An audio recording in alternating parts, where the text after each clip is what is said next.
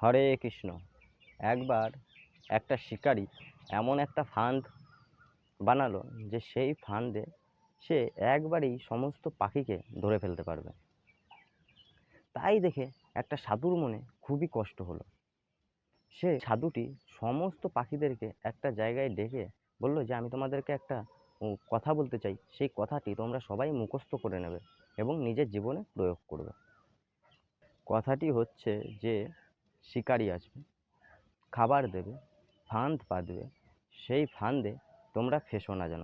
তোমরা সবাই এটা মুখস্থ করে নেবে এবং নিজের জীবনে প্রয়োগ করবে।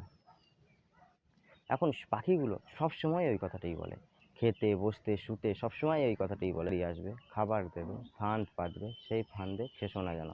সাধুটি বলল, যাক, আমার উপদেশটা কাজ হয়েছে। সবাই একদম মুখস্থ করে নিয়েছে, সবসময় এই কথাটাই জপ করছে, শিকারী আসবে, খাবার দেবে, ফাঁদ পাতবে, ফাঁদে ফেঁসো না যেন।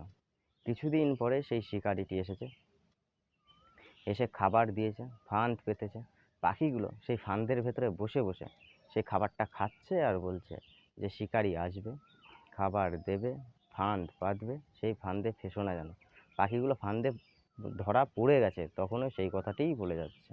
ঠিক সেই রকমই আমরাও গীতা ভাগবতম পাঠ শুনি, কিন্তু নিজের জীবনে প্রয়োগ করি কারণে মায়া তার জালে আমাদেরকে আবদ্ধ করে রেখেছে।